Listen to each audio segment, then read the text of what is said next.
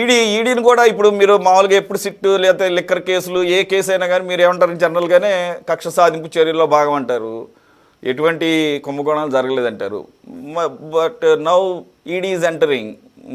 Can you, I mean, will you dare to say that ED కూడా BJP కక్ష సాధింపులో భాగంగా మా మీదకి వస్తుందని అనగలరా? సార్ ఇప్పుడు ప్యానల్లో ఉన్న సభ్యులకు, అలాగే సిటీ 24/7 ప్రేక్షకులకు, సురేష్ గారు మీకు అందరికీ కూడా వెరీ గుడ్ ఈవినింగ్ అండి. సరే, ఇప్పుడు సిట్ చేయలేని పని ఈడీ చేసేస్తుందంటే నమ్మేవాళ్ళు ఎవరు ఈ రాష్ట్రంలో లేరు. ఎందుకంటే నిజంగా స్కామ్ అనేది జరిగితే ఎవరైనా సరే ఆ సాక్ష్యాధారాలతోటి పట్టుకోగలరు, వాటిని సాక్ష్యాధారాలతోటి నిరూపించగలరు. ఇక్కడ సిట్టే ఏమీ తేల్చలేకపోయింది. అసలు లిక్కర్ అనేది ఒక స్కామే జరగలేదని చెప్పి మొట్టమొదటి నుంచి మేము చెబుతానే ఉన్నాం. సిట్ కూడా ఏమీ చేయలేకపోయింది. కేవలం అరెస్టులు చేసి ఏదో వాళ్ళ ఆనందం పొందారు తప్ప అంత మించి వాళ్ళు ఏం చేయలేకపోయారు. జగన్మోహన్ రెడ్డి గారిని ఇదిగో వారం రోజుల్లో అరెస్ట్ చేసేస్తాం, నెల రోజుల్లో అరెస్ట్ చేసేస్తాం, 6 నెలల్లో అరెస్ట్ చేసేస్తాం అన్నాడు. 18 నెలలు అయింది. నేనే మిమ్మల్ని అడ్డమట్ల. చెవిరెడ్డి భాస్కర్ రెడ్డి గారి కౌంట్ ఎంతో తెలుసా? 8వ నెల. 7 నెలలుగా ఆయన జైల్లోనే ఉన్నాడు. మీరు నెలలే చెప్తున్నారు. నేను రోజులు చెప్తున్నా. 216 రోజులు. ఇవాళ 216వ రోజు అండి. సరే, ఇప్పుడు చంద్రబాబు నాయుడు గారికి చెవిరెడ్డి భాస్కర్ రెడ్డి గారి మీద ఉన్న ఆ కోపం, ఇది ఆయన సొంత కాన్స్టిట్యున్సీలో పాపం చంద్రబాబు నాయుడు గారి సొంత కాన్స్టిట్యున్సీ చంద్రగిరి. ఆ చంద్రగిరి నియోజకవర్గంలో చంద్రబాబు నాయుడు గారు గతంలో 3 సార్లు 4 సార్లు 5 సార్లు కూడా ఎప్పుడు కూడా తెలుగుదేశం పార్టీ నెగ్గలేకపోతుంది. దానికి అడ్డం పడేది చెవిరెడ్డి భాస్కర్ రెడ్డి గారు. ఆయన మీద కక్ష తీర్చుకోవాలనుకుంటున్నారు. పాపం చంద్రబాబు నాయుడు గారు ఈ విధంగా తీర్చుకుంటున్నారు. సరే, తీర్చుకునేవాడిని. ఇప్పుడు అన్నిటికీ కూడా భవిష్యత్తులో మళ్ళీ జగన్మోహన్ రెడ్డి గారు ముఖ్యమంత్రి అవుతారు.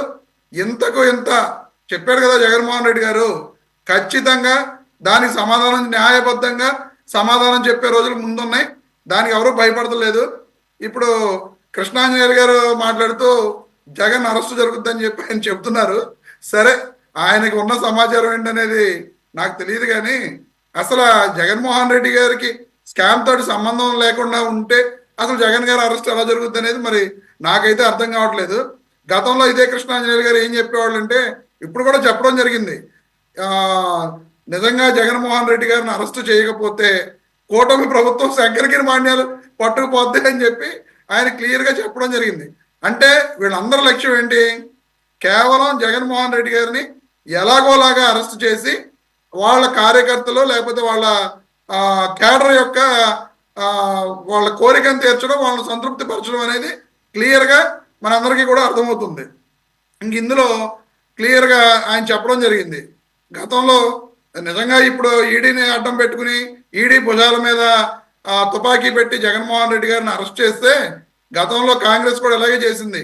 ఎలాగోలాగా జగన్మోహన్ రెడ్డి గారిని కొట్టాలి, ఆయన్ని ఏమైనా సరే రాజకీయాల్లో లేకుండా చేయాలి అని చెప్పి పాపం సిబిఐని ఈడీని ఉపయోగించి జగన్ గారి మీద సిబిఐ 11 కేసులు, ఈడీ 9 కేసులు పెట్టడం జరిగింది. ఏం జరిగింది? 2 తెలుగు రాష్ట్రాల్లో 10 సంవత్సరాల పాటు కాంగ్రెస్ అడ్రస్ లేకుండా పోయింది. ఆంధ్రప్రదేశ్లో అయితే కాంగ్రెస్ మరీ దయనీయ పరిస్థితిలోకి ఈరోజు మీరు ఆయన పాపం ఎవరో ఒకరు కాంగ్రెస్ ప్రతినిధి గారిని కూడా తీసుకుని ఉంటే బాగుండేది. కాంగ్రెస్ ఆంధ్రప్రదేశ్లో అసలు ఒక్క వార్డు మెంబర్ కూడా గెలవలేని పరిస్థితికి తీసుకొచ్చారు జగన్మోహన్ రెడ్డి గారు. అలాగే రేపు బీజేపీ కూడా వీళ్ళు చంద్రబాబు నాయుడు గారి యొక్క అబద్ధపు మాటలు, ఇలాంటి దొంగ మాటలు నమ్మి రమేష్ గారు, బీజేపీ కూడా కాంగ్రెస్ పతనానికి మీరు మీ పార్టీ అదొక్కటి కాదు, అదొక్కటి దాంట్లో కొంతమంది తీసుకున్నారు అంతవరకే. కానీ రాష్ట్ర విభజన అనేది వాళ్ళ పుట్టి ముంచింది. మీరు మరి సరే క్రెడిట్ తీసుకున్న క్రెడిట్ కాదు, ఆ రకంగా కూడా క్రెడిట్ చోరీ చేస్తారంటే చంద్రబాబు నాయుడు గారు పేటెంట్. క్రెడిట్ చోరీ అనేది చంద్రబాబు నాయుడు గారికి మాత్రమే పేటెంట్. మొబైల్ నేనే కనిపెట్టా, మైక్రోసాఫ్ట్ నేనే కట్టా, చంద్రబాబు నాయుడు గారి పేటెంట్, మాది కాదండి అది. క్రెడిట్ చోరీ అది మా క్రెడిట్ అండి, ఏపీ ప్రజల క్రెడిట్. అది మా రాష్ట్రాన్ని అన్యాయంగా విడదీయడానికి చెప్పేసి నేనే తెచ్చా. భోగాపురం ఎయిర్పోర్ట్ నేనే కట్టా. ప్రజల క్రెడిట్ కూడా తీసుకుంటారండి. అట్లా ప్రజలకు మీరు టీడీపీ క్రెడిట్ కావాలంటే తీసుకోండి, మాకు సంబంధం లేదు. మా ప్రజల క్రెడిట్ కూడా మీరు తీసుకుంటారంటే అట్టాగో మేము ఇచ్చినటువంటి వర్డిక్ట్ అది. సురేష్ గారు ఈ రోజు కాంగ్రెస్ పార్టీని ఎక్కడన్నా ఒక వార్డు మెంబర్ కలవమనండి. అవును, ఎందుకు మీరు అలా చెప్తారు?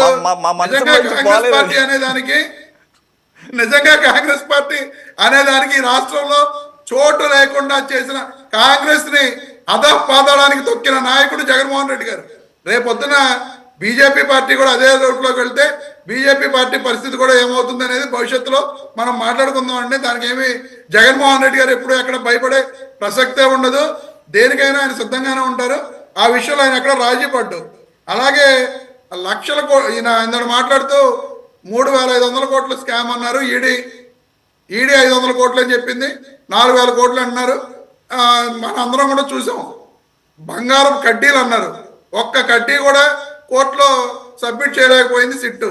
అలాగే టాంజానియాలో, సౌత్ ఆఫ్రికాలో ఎక్కడెక్కడో పెట్టుబడులు పెట్టారన్నారు, స్టీల్ ఫ్యాక్టరీలు అన్నారు, లిక్కర్ ఫ్యాక్టరీలు అన్నారు, ఎక్కడ ఏది నిరూపించలేకపోయారు. ఈ రకంగా ఈ లిక్కర్ కేసుని కేవలం వాళ్ళు వైఎస్ఆర్ కాంగ్రెస్ పార్టీ మీద కక్షపూరితంగా కక్ష సాధింపు చర్యల కోసం ఉపయోగించుకోవడం తప్ప ఏమీ ఉండదు. ఇప్పుడు విజయసాయి రెడ్డి గారు ఇండైరెక్ట్ గా సెంటర్ ని చంద్రబాబు నాయుడు గారు ఈ రకంగా ఇన్ఫ్లుయెన్స్ చేస్తున్నాడా అంటే ఈడీని పంపించడం? ఇప్పుడు ఆయన వెళ్ళి మొన్న పాపం అమిత్ షా గారితో గంటన్నర కూర్చున్నారు. మీకు గుర్తుందో లేదో, వెళ్ళి వారం రోజులు కూడా అవట్లా. ఒక గంట పాటు అమిత్ షా గారి దగ్గర కూర్చొని బ్రతిమలాడుకుని ఉంటాడు.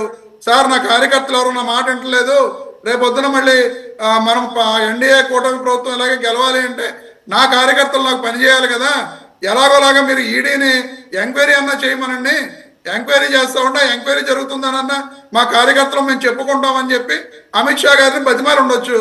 ఆ బతిమాలిన మీదట ఓన్లీ ఎంక్వైరీ కదా, ఏదో ఒకటి జరుగుతుంది అని చెప్పి ఈ ఈడీ ఎంక్వైరీకి వాళ్ళు ఆదేశాలు ఇచ్చి మాట్లాడేది ఉండాలి. ఖచ్చితంగా పోలా ఇంకా మీకు సరే ఏ యాటిట్యూడ్ పోతుందో అందరికీ తెలుసు. 19 నెలల కాలంలో మీరు 19 నెలల కాలంలో సిట్ వేసి ఏం తెలిసారు మీరు? చెప్పండి. నోట్ల కట్టలు మీరు చెప్తున్నారు, నోట్ల కట్టలు మీరు చెప్తున్నారు. రిసిప్ట్ పట్టుకు రమ్మంటే రిసిప్ట్ అడిగితే రిసిప్ట్ పట్టుకు రాలేకపోయారు. కోర్టు రిసిప్ట్ అడిగితే రిసిప్ట్ పట్టుకు రాలేకపోయారు. అరగంటలో ఎందుకు మీరు మాట్లాడతారు? తెలుగుదేశం పార్టీ కార్యకర్తల్ని సంతృప్తి అమిత్ షా గారు సరే ఈడీని ఏదో ఎంక్వైరీ చేయమని చెప్తామని చెప్పి చెప్పుండొచ్చు. పిచ్చి మంది ఎఫెక్ట్ ఇంకా తగ్గలేదంటారా సాహిబ్ గారు? పిచ్చి మంది చంద్రబాబు నాయుడు గారికి ఉన్న మీ చంద్రబాబు నాయుడు గారికి ఉన్న పిచ్చి అన్ని నేనే చేశాను, రమేష్ గారు మిమ్మల్ని అనలేదు సాహిబ్ గారు, మిమ్మల్ని అల్లా కార్యకర్తలు అన్నాడు, కార్యకర్తలు అన్నాడు సార్, కార్యకర్తలు అన్నాడు ఆయన. కార్యకర్తలు ప్రచారాలు చేస్తున్నారు, ఇంకా పిచ్చి నుంచి బయటికి రండి. మీరు చెప్పిన దాంట్లో ఏదన్నా నిజముందా? మీరు చెప్పిన దాంట్లో ఏదన్నా నిజముందా? ఒక నిమిషం సాహిబ్ గారు, ఒక నిమిషం. ఇప్పుడు రాజకీయపరమైనటువంటి విమర్శలు, ఆరోపణలు ఉంటాయి. ఓకే, చంద్రబాబు నాయుడు గారు ఏ పర్పస్ మీద వెళ్ళారు అనే దానికి పక్కన పెట్టేస్తే దీనికోసం వెళ్ళారని చెప్పేసి అంటున్నారు. Take it what's wrong in it? Okay, what's wrong ఏం మాట్లాడాను సార్? నేను ఎప్పుడు తప్పు మాట్లాడను. చంద్రబాబు నాయుడు గారు వెళ్ళి అమిత్ షా గారిని కోరిన మీదటే నేను ఈ సిట్ లో ఏం దొరకట్లేదు, మాకేమి ఈ పని అవట్లేదు,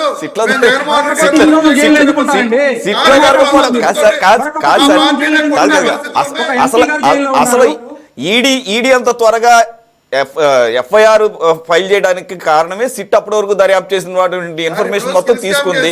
కాదండి, ఒక్క నిమిషం. కౌంట్ ఎంతో గుర్తుంది కదా, 51, 52కి వెళ్ళింది. ఏది నిందితుల జాబితా దేశవ్యాప్తంగా. సిట్ ఏమి తేల్చలేదంటారేంటి? సిట్ తేల్చకపోతే మరి దానిలో సరే తెలుస్తుంది కదా సార్, రేపు ట్రైల్ లో తెలుస్తుంది. మీరు డాక్యుమెంట్స్ తీసుకోండి. ఎందుకంటే మా పార్టీ తరఫున ప్రతి ఒక్క నిందితుడికి ఇప్పుడు అందులో చెవిరెడ్డి భాస్కర్ రెడ్డి గారు కానీ, కసిరెడ్డి రాజశేఖర రెడ్డి గారు కానీ వాళ్ళ తరఫున కాంక్రీట్ ఎవిడెన్స్ లేకుండా A1 కేశిరెడ్డిని కానీ చెవిరెడ్డి భాస్కర్ రెడ్డి కానీ ఇన్ని నెలల పాటు కోర్టు ఆ రకంగా బెయిల్ ఇవ్వకుండా జైలు పాలు చేయడం అనేది జరగదు. కాంక్రీట్ ఎవిడెన్స్ ఉన్నాయి కాబట్టి జరిగింది. సురేష్ గారు మీకు అర్థమవుతుందో లేదో, వీళ్ళు సుప్రీంకోర్టు దగ్గరికి కూడా వెళ్ళారు. ఒకసారి ఆగండి. మీరు మాట్లాడినప్పుడు నేను విన్నా, ఏం మాట్లాడినప్పుడు నేను విన్నా. వినడం నేర్చుకోండి. ఓకే సాహిబ్ గారు ఒక నిమిషం, మాట్లాడినప్పుడు నేను విన్నా. సాహిబ్ గారు ఒక నిమిషం, వినడం నేర్చుకోండి. సాహిబ్ గారు ఒక నిమిషం. మళ్ళీ మీ టర్న్ వచ్చినప్పుడు మాట్లాడండి. నేను మాట్లాడేది నేను రాసుకోండి, ఖండించండి. నేను తప్పు మాట్లాడితే తప్పులేదు, రాసుకోవాల్సిన పని లేదులేండి. ఇంకెందుకు నువ్వు మాట్లాడేది? నువ్వు రాసుకోకుండా మానే. రమేష్ గారు ప్రతినిధిగా మాట్లాడకుండా ఎట్టుంటారు? సాహిబ్ గారు ఒక నిమిషం ఆగండి. సాహిబ్ గారు ఒక నిమిషం ఆగండి. ఏం మాట్లాడుతున్నారండి? సాహిబ్ గారు ఒక నిమిషం ఆగండి. అసలు పాయింట్ లేకుండా ఎందుకని ఇక్కడ ఆర్గ్యూ చేయడానికి అసలు పాయింటే లేదు. ఎందుకు ఆర్గ్యూ చేస్తున్నారు మీరు ఇద్దరు? సాహిబ్ గారు ఒక నిమిషం ఆగండి. ఆయన ఎందుకు ఆర్గ్యూ చేస్తున్నాడో తెలుసుకోవాలండి. మరి ఒక నిమిషం సార్, కంక్లూడ్ చేయండి. ఆయన మాట్లాడుతున్నాడు. రమేష్ గారు కంక్లూడ్ చేయండి. సాహిబ్ గారు ఒక నిమిషం ఆగండి. సాహిబ్ గారు మీకు కావాలంటే మళ్ళీ మీకు ఇస్తాను నేను. You can condemn in that session. Okay please. ఇప్పుడు వీళ్ళు ఆయనే చెప్పాడు 11 కోట్ల రూపాయల్లో ఈ రోజు నెంబర్ లేదో మేమేదో దాన్ని ఇచ్చేయడం కోసం అని చెప్పి ఆయనే మాట్లాడాడు. కోర్టుకి వీళ్ళు సబ్మిట్ చేసి కోర్టు నెంబర్లు అవన్నీ విడిగా డిపాజిట్ చేయండి అంటే అవన్నీ sir part of the investigation. ED times కి రండి. ఈడీ టైమ్స్ కి మాట్లాడినప్పుడు మీరు ఎందుకు చెప్పలే? సబ్జెక్ట్ రండి సార్. ఇప్పుడు నేను లిక్కర్ కేసు గురించి మొత్తం మాట్లాడాలంటే ఈ రోజు మొత్తం సరిపోతుంది. అది కాదు నేనేమన్నానంటే ఈడీ టైమ్స్ కి రండి. అలాగే విజయసాయి రెడ్డి ట్వీట్ గురించి రండి. విజయసాయి రెడ్డి గారి ట్వీట్ ఏం చెప్తుందో చెప్పండి. మీకు ఏమైనా అర్థమైందో లేదు చెప్పండి. మీకు సంబంధం లేదంటే అది కూడా చెప్పండి. విజయసాయి రెడ్డి గారు నేను ట్వీట్ గురించి కూడా మాట్లాడతాను. టైం లేదు సార్, టైం లేదు సార్. ఇంకా మాట్లాడాల్సి ఉన్నారు. ఇదే సార్ మరి 11 కోట్ల గురించి మాట్లాడారు. మాట్లాడినప్పుడు మీరు ఈడీ గురించి మాట్లాడినని ఎందుకు చెప్పలే? మీరు అప్పుడు కూడా చెప్పాలి కదా సార్. మీరు అనవసరం టైం వేస్ట్ అవుతుంది. కంటిన్యూ చేయండి ప్లీజ్. కాదు సార్, ఇప్పుడు సురేష్ గారు ఎవరికైనా ఒకటే ఉండాలి. ఇప్పుడు నేనేం మిమ్మల్ని ఆపట్లేదు సార్. మీరు మ్యాటర్కి వచ్చేయండి అని చెప్తున్నా. నేను మ్యాటరే చెప్తున్నా. అదే కోర్టులో వీళ్ళు అరగంటలో రిసిప్ట్ తీసుకొస్తామని చెప్పి ఈ రోజు కూడా అక్కడ మీరు అందరూ కూర్చుని ఉన్నారు. మీలో ఎవరికైనా కోర్టుకి రిసిప్ట్ సబ్మిట్ చేశారో లేదో మీరు చెప్పండి సురేష్ గారు. ఇటువంటి అభూత కల్పనలతో ఈ రోజు ఈ లిక్కర్ స్కామ్ అనేది నడుస్తుంది. ఈ లిక్కర్ స్కామ్ లో ఈడీ కాదు ఇంకొక ఇదేసినా సరే వీళ్ళు ఎవరు ఏమీ చేయలేరు. ఎక్కడా కూడా వాళ్ళ ఆనందం తీర్చుకోవడం కోసం ఇప్పుడు మీరు చెప్పినట్లుగా ఆయన చెప్పారు కదా కృష్ణాంజనేయులు గారు, శంకరగిరి మాన్యాలు పట్టుకుపోతారు తెలుగుదేశం పార్టీ రేపొద్దున కూటమి ప్రభుత్వం అరెస్టు చేయకపోతే అని. దానికోసం జగన్మోహన్ రెడ్డి గారిని అరెస్ట్ చేయడం అనేది చెయ్యాలి అని చెప్పి అలా కక్షగా చేయాలి తప్ప ఎక్కడా కూడా జగన్మోహన్ రెడ్డి గారిని నేరస్తుడిగా ప్రూవ్ చేయలేరు అనేది అందరికీ తెలిసిన విషయమే. ఇక విజయసాయి రెడ్డి గారి ట్వీట్ గురించి మాట్లాడుకుంటే నిజంగా విజయసాయి రెడ్డి గారు ఆ రోజున జగన్మోహన్ రెడ్డి గారి పక్కన ఉన్నప్పుడు ఆయనే బోళ్ళంత కోటరే నడిపాడు. జగన్మోహన్ రెడ్డి గారి చుట్టూతా ఆయనే ఉండేవాడు. అందరూ కూడా విజయసాయి రెడ్డి గారే నెంబర్ టూ అని మాతో పాటు అందరూ కూడా వెళ్ళి విజయసాయి రెడ్డి గారే ఎక్కువగా కలుస్తూ ఉండేవాళ్ళం. ఈ రోజున అదే విజయసాయి రెడ్డి గారు కోటరీ అమ్ముడుపోయింది, కోటరీ అది జగన్మోహన్ రెడ్డి గారి గురించి ట్వీట్ చేశారా లేకపోతే కింద మళ్ళీ ఆయన ఏమని రాశారంటే వెనిజువేలా అధ్యక్షుడిని ఆయన భార్యని ఆర్మీ ఉన్నా నేవీ ఉన్నా ఇంటెలిజెన్స్ డిపార్ట్మెంట్ ఉన్నా మరొకటి ఉన్నా సరే అమెరికా ఎత్తుకుపోయిందని రాశారు. మరి జగన్మోహన్ రెడ్డి గారు అయితే అధికారంలో లేరు. ఈ రోజున చంద్రబాబు నాయుడు గారి గురించి రాశారు. ఎందుకంటే చంద్రబాబు నాయుడు గారిని కూడా లోపలేస్తారేమో అని చెప్పి మరి ఆయన ముందుగా విజయసాయి రెడ్డి గారు, ఎందుకంటే బీజేపీ యొక్క రాజకీయాలు అలాగే ఉంటాయి కదా, భవిష్యత్తులో చంద్రబాబు నాయుడు గారు లోపలేస్తారేమో, ఆయన చుట్టూతో ఉన్న కోటరీ అమ్ముడు పోయిందేమో అని చెప్పి విజయసాయి రెడ్డి గారు ముందుగా చంద్రబాబు నాయుడు గారిని కూడా వార్న్ చేసి ఉంటారేమో అనేది ఒక వాదన నడుస్తుంది. నిజంగా జగన్మోహన్ రెడ్డి గారి విషయంలోనే ఆ విధంగా నిజంగా ట్వీట్ చేస్తుంటే చంద్రబాబు నాయుడు గారి పక్కన కూడా కోటరీ ఉందన్నమాట మనకు తెలియకుండా. సరే అలాగే తెలియదండి, బోర్డు కోటరీ ఉంది. నేననేది విజయసాయి రెడ్డి గారికి అర్థమైనటువంటి కోటరీ గురించి మాట్లాడుకుందాం మనం. సరే ఓకే రైట్. రెడ్డి గారికి చాలా బాగా తెలుసు చంద్రబాబు నాయుడు గారి కోటరీ గురించి. అందుకే టీడీ జనార్దన్ గారిని గట్టంనేని ఆదిశేషగిరిరావు గారి ఇంట్లో వెళ్లి కలిశారు. ఈ కేసు వివరాలన్నీ చంద్రబాబు నాయుడు గారి కోటరీలో అతి ముఖ్యమైన వ్యక్తి టీడీ జనార్దన్ గారు. తెలుసా సురేష్ గారు మీకు? ఆ ఓకే, కోటరీ మీరు అన్నారులేండి. మనిషి తోటే విజయసాయి రెడ్డి గారు మాట్లాడారు. ఓకే, సో సో మొత్తం ఆ రకంగా విజయసాయి రెడ్డి గారు నిజంగా జగన్ గారికి మంచి చేసే ఉద్దేశం ఉంటే ఈ రోజైనా సరే ఆ కోటరీ ఎవరు, అమ్ముడు పోయిన వాళ్ళు ఎవరు ఆయన ప్రకటించవచ్చు కదా. ఎందుకు ఎంతసేపు సోషల్ మీడియాలో ఓకే, ఏదో రైట్. పోస్ట్ పెడతాం, కోటరీ ఉందని చెప్పడం అంటే విజయసాయి రెడ్డి గారికి చెప్పే ధైర్యం లేదా? ఆ ఎందుకు ధైర్యం లేదు? ఉంటే ఆ పేర్లు ఏంటో చెప్పమనండి, ఆ కోటరీ ఎవరో చెప్పమనండి, అమ్ముడు పోయిన వాళ్ళు ఎవరో చెప్పమనండి. అంతేగాని ఈ విధమైన పోస్టులు పెట్టి ఆయన అసలు నేను రాజకీయాలు మానేశాను వ్యవసాయం చేసుకుంటానని చెప్పిన పెద్ద మనిషి ఈ రోజున మళ్ళీ రాజకీయాల గురించి మాట్లాడటం, రాజకీయాల్లో ఉన్న వాళ్ళకి విషెస్ చెప్పడం, ఇవన్నీ చూస్తే ఆయన రాజకీయాలు వదిలే ఉద్దేశం ఆయనకి లేదు. కేవలం ఆయన కాపాడుకోవడం కోసం ఓకే రమేష్. అక్కడ చంద్రబాబు నాయుడు గారితో వాళ్ళతోటి అక్కడ కుమ్మక్కయ్యారు. ఆ కుమ్మక్కలో భాగమే A5 గా లిక్కర్ కేసులో ఆయన పేరున్నా సరే ఈ రోజుకి అరెస్ట్ చేయని సంగతి మన అందరికీ తెలుసు, ఈ రాష్ట్ర ప్రజలందరికీ తెలుసు. So Right. విజయసాయి రెడ్డి గారు పెట్టే ట్వీట్ల మూలంగా ఏమైపోదు అనేది నేను మీకు తెలియజేస్తున్నాను సురేష్ గారు. రైట్.